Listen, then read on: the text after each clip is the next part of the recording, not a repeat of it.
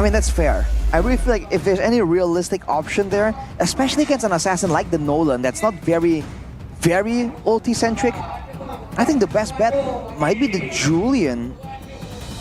Maybe the Julian or maybe the Hylos. The thing is, they're so reliant on every single member of the team being available in that fight, because without the Lolita, no shielding. Without the Hylos, no front line and no zoning. So everyone is required as well. And maybe that's where the rigidity of that composition kind of fails on Alter Ego when Geek Fam are able to identify that they can be spread apart. They did it again! Yep, the exact same thing from game number 1, ladies and gentlemen, as we head into the drafting phase. Yikes. Presented to you by the official tournament smartphone Samsung Galaxy A55, A35 5G. Again, the exact same bands come through, and the exact same first pick comes through for Alter Ego. The chip once again let go. This time Alter Ego are fighting from their favorable side. But Geek Fam, let's see. Huh? Is it gonna be a Nolan? It's Nolan and Phobius. It's the exact same draft. What is going on here? Both teams wanting a rematch. Alter Ego will happily take it, but now Geek Fam, what's the idea here? Knowing Geek Fam, it's never just, let's try again. There's always something in their minds, right? Something to change, something to improve on. And for now, with Alter Ego picking up the Edith as well, are they gonna go for the Vexana too? I mean, it's a great counter for the Phobius, and we've seen that is exactly what they went for in game number 1. Usually when we see the chip, it's always countered by these big CC heroes, like even the Carmilla, right? And the Carmilla has actually been working a whole lot in this season, especially the last few weeks, so maybe Geek Fam will change that in the draft. Game 1, after the Phobius Nolan, they went for the Moskov. It is going to be that Vexana, so it's the exact same draft for Alter Ego. Geek Fam, do they go Carmilla? They go Moskov. No, oh, Paramis. They go Paramis. There you go. Okay, that's the change. Interesting. This can work, man. Especially with the whole crash playstyle of the chip. This can really work out. It depends on how Alter Ego wants to play this out too, though. No chance for them to kind of copy the Netherrealm with the Valentina either. And immediately, man, both teams are just raring to go at it to get into the Land of Dawn. It's so ironic that we were talking earlier about the possibility of the chip being left open, and we're like, nah, not gonna happen. What turns out is it's open, but not for Geek Fam, it's for Alter Ego.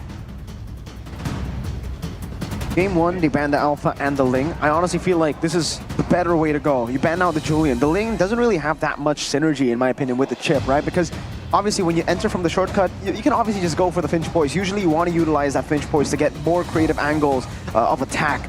So that's why the Julian was what was picked as well in the composition for Alter Ego. I think they were fine with the Ling ban.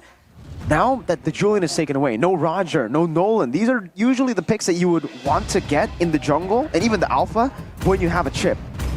What are they going to replace the Julian with, Alter Ego? Well, for now, the ban will be the Moskov. They had enough of that whole macro thing that Geek Fam was doing in game number 2. Now, with the options for Assassins dwindling down right here, and with everyone still just so mobile on the side of Geek Fam, yeah, Nile. If it's not the Julian, I feel like something with crowd control is almost necessary right here. I mean, that's why the Julian was so valued. You can do damage, but you can also do a lot of crowd control, especially against a team like this.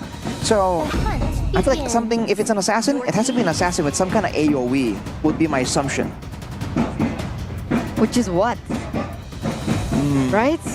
Nolan is picked up by Geek. Lancelot? Nah, no way. Do they really want to go Lancelot But the here? Ruby picked up as well. It's so difficult. It's so risky. It is, but there's no real Joy. There's no other choice. I would rather just Lancelot over Joy, honestly, against this comp as well. Very vulnerable. Is export bad? Bane? Then go Bane. There you go. All right. Bane chip. Thing is, Niall's on a 0% win rate when he's not on these flashy assassins, so we didn't think about it. The Herith comes through, and we know Chidera can play the Lunox, man. We know Chidera can play the Lunox. They already have enough physical damage, too. They can do it. Do it. With the Do it, Nolan. Chidera. Do it. Supplementing the physical damage. Oh man, is it gonna come through? Is it gonna work? It's gonna be a great option as well against the chip, right? The Brilliance Order for the outplay. Yeah, and remember that Bane is so good at disengaging, right? I mean, it does work against the composition that Geek Fam have. There is potential there, right? The Faramis wants to group everyone up. Let's say the Nolan wants to go in and dive. Join me in my dream. Boom. Yeah, Okay, buddy. Okay, winning lanes for Alter Ego now. Winning lanes for Alter Ego? Oh boy. I guess the mid lane can still be favoring Alter Ego. Technically, the chip, again, it's just so useful. Portals aside, when it comes to the trading, when it comes to the crowd control. So the chip Vexana can be strong enough to really bully around the trio mid. But afterwards, all they're doing is buying space for the Bane. Right? The Bane can't really benefit from the aggression of the mid lane the same way like another flashy, aggressive assassin can. All right, it all boils down to this. Ladies and gentlemen, number 5 and number 6 on the standings. Let's see if anything changes by the end of this series. Geek Fam already looking in for a reverse sweep against Alter Ego. So can Alter Ego finish what they started?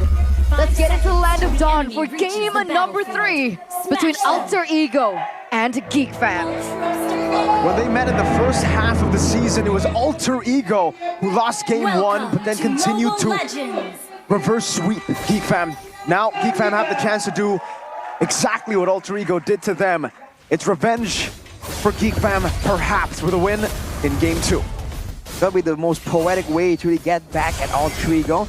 But let's see, man, what can Niall do on the Bane? I've always talked highly about his assassins with his mechanics, but on the Bane, it's a whole different story, and you have to wonder what will the rest of the team do as well. You can see already some invasions happening. Beloyski trying to be a nuisance, knowing that one of the big strengths of this Bane is the farming speed. You've seen the Season Hunter with the Thrill, wants to clear as fast as possible. Inspire on the Harriet for more output potential with the Tenacity too, but that's where the weapon mastery is taken by Kedua. He wants to scale over towards that late game, and with Beloyski going with the pull yourself together, he's looking to be the main playmaking tool the same way that he was doing in game number 2. By the way, that's a boy on Lethal Ignition. Faramis. Triple Lethal Ignition. Yeah. Everyone's trying to be lethal right here to just really get that burst damage off.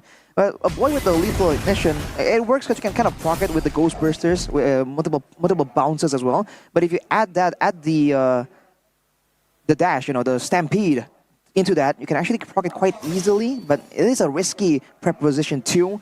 It all depends on the execution though. But we know that a boy is just solid on the Faramis. The 2 wins and 0 losses so far. Yeah, it is one of his power heroes from way back when. Meanwhile, Chidera. Ooh. Ooh. Oh. Kedua actually very brave there. Yeah. Could have been bad for him if High's committed further up. There's no real ultimates ready yet. But if he's trying to freeze, Highs can't do it. It's going to push towards Kedua. So now for the rest of the team, it's the race to level 4. Let's see, Niall on it already. Vincent, 1 level ahead. Oh, gets it! Retreat battle, Niall! With an early retreat, now Veldora trying to punish Niall. And invisible shadow from Nino to get 2 members up. There's no follow-up. Nino gets brought back by the Stampede. Beloyski able to escape and sustain back up for Veldora to get first blood. It's an all-out win for Geek Fam. Boy, with the Stampede to get into the lethal, or rather the Infernal Pursuit. Geek Fam bait out a flicker from Roundel too. That's a big win, a 2-0, baiting that from Roundel as well. And meanwhile, what can Alter Ego do at this point? How do they come back from the lack of control in the early game? They'll read into the intentions of Geek Fam a bit better right here. Oh, portal. Shortcut coming down, Beloyski. Don't run Wolfing. I'm offended. Not there for him, unfortunately. Kedua will just back away. I guess that's the answer. Well, they can play around the shortcut like that, but they gotta read into the intentions again for the side of Geek Fam. Because earlier, they were going to go for the neutral objective, and when it doesn't work out, they kind of forced to go for the dive. Ooh, Kedua, 1v3. He has the Brilliance, able to escape from the crash course. Well timed, Vincent. Waiting there, not going on to Niall, will be able to pick up the assassination. Baited by Kedua, cleaned up by the janitor, Vincent. As Cole Lewis joins us here with the MPLID Extremer program. You just saw how that happens, man. Niall, with all the mobility that he's used to, on this lumbering hero like the Bane, he really is looking quite uncomfortable. Oh, good read by Owen there to flicker out of the ammo fended. But now Roundel tries to help out. And you're seeing Roundel really struggle with all the pressure here. In the previous fight, I mean, he missed like 1 or 2 spells, and that usually isn't that big of a problem. But when you're playing the Vexana with the long cooldowns, a single missed like Terrifying Grasp or a Cursed Blast can really turn the favor in your opponent's favor. Look at this. Jump. Air Veldora. Eldora. Is it gonna? Wait, Nino decided to go with Primal Wrath. Veldora is baited out. The shortcut comes down. Nino's not going to take it, right? Veldora goes in. Oh, it might be the outplay. Nino solo kill. No! Oh, Nino's able to flicker out in time from the Infernal Pursuit, but the shortcut. No one takes the shortcut because of that. Oloyski walking up. The deadly catch going to be used up. Vincent going in. Retreat battle once again. It's Vincent who wins it out.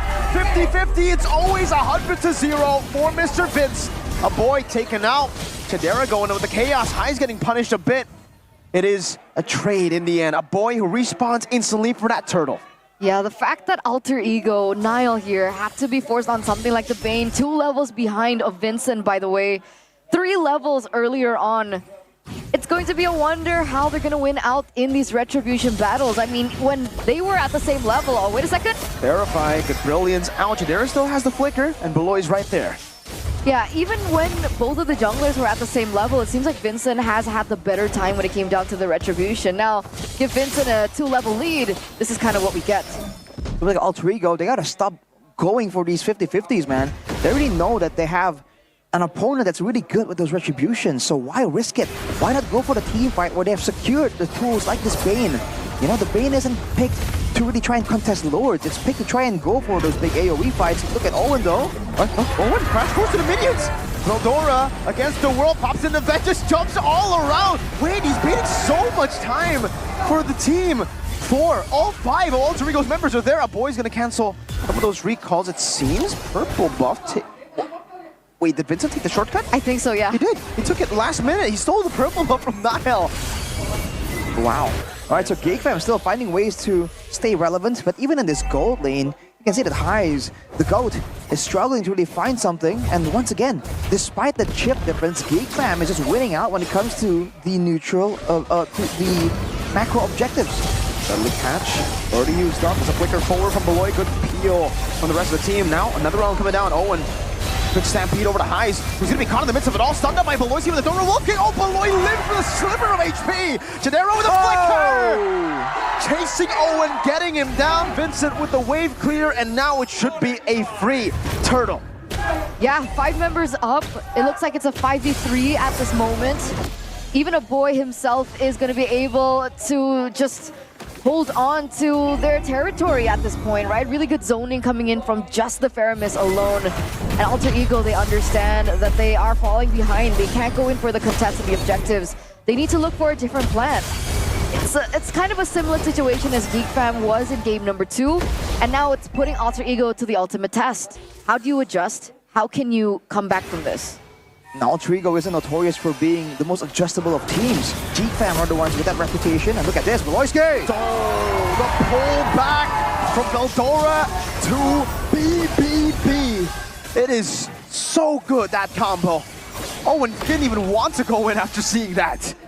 What can he do afterwards? You saw that even if Rondo, he has a lot of damage, and if he lands it on the right time, it can be devastating. But they're falling further and further behind. The fact that Geek fam are willing to fight in the jungle and risk getting comboed by the Earth Shatter, by the Cursed Blast and Eternal Guard, just shows how much more confident they are in this execution.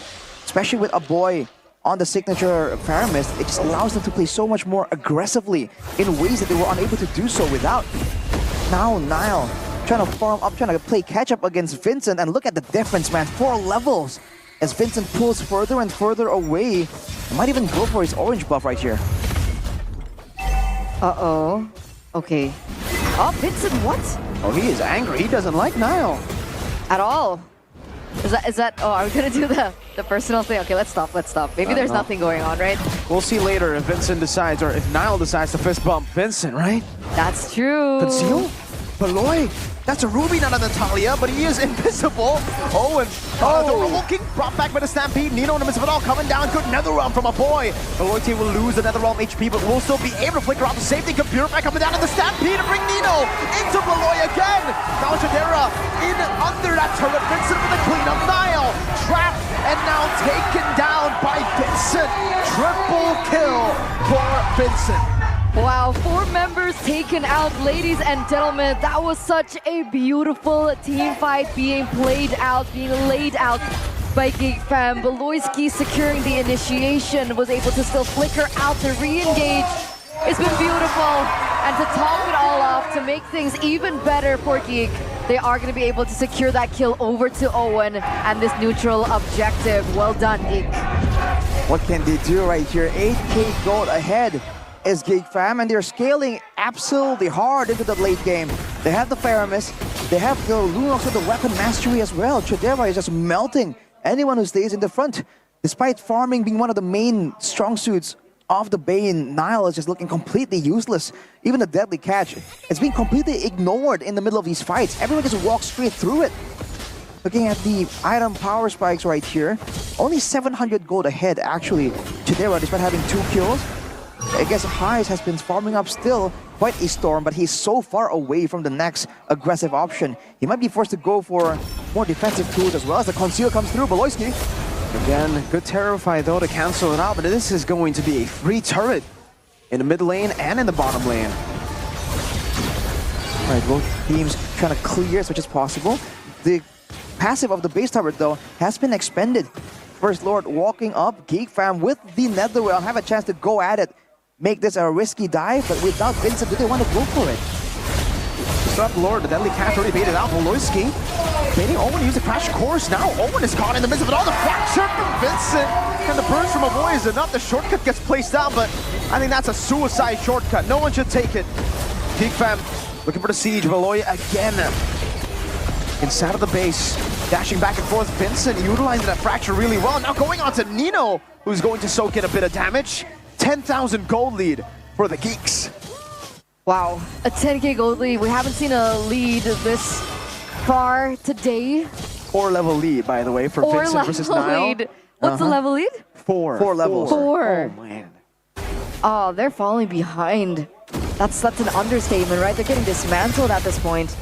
And unfortunately, even if Heis does get that power spike, Aboy already had the glowing wand, right? So the shielding is not going to be as tough as it should have been. What's the plan now for Alter Ego? Either they make a big play with the chip, which has been dismantled already, or they wait for... Oh, man, no. Ooh. Okay, Owen cannot use the shortcut there. Kedua can just take him out like that. If anyone takes that shortcut, even if he places it down, they're all dead. You're supposed to snowball with the shortcut so that when you do arrive, you are the danger. But now for anyone going through the shortcut, Geek Fam are the ones just waiting there like it's a meat grinder. And now they go for the base. Oh man, the Ghost Burster is coming down! Beloyski! Getting the I'm offended, the setup for Vincent and the assassination. Kedua is recalling in front of Roundel. Inside of the base, Owen respawns, but what can he do against the might of Geek Fam? It is Vincent again who walks up. Eldora gets the kill. A terrified down Vincent with a fracture. Roundel taking down the shortcut from the base to the base. Geek Fam, 14,500 gold lead. Revenge against Alter Ego. They did it! They did it! Alter Ego, leg number 1, was able to go for a reverse sweep against Geek, but here they come with a different light, with a different game plan, and they are able to do the exact same thing back. Beautiful gameplay coming in from Geek. Sweet, sweet revenge coming in from Geek. And of course, the irony, the bitterness for Nile to swallow is that, you know, there you go. That's not That's just Beloy. BBB. That's BBB. That's Big Villain Beloy. He's in his bad boy era. Like you? Well, he certainly has strong feelings about this matchup. And people are saying, man, Beloyski, he's heated. He's losing his cool. He's gonna make a mistake. Geek Fam are gonna fail, especially after the first game. But it turns out that you can never doubt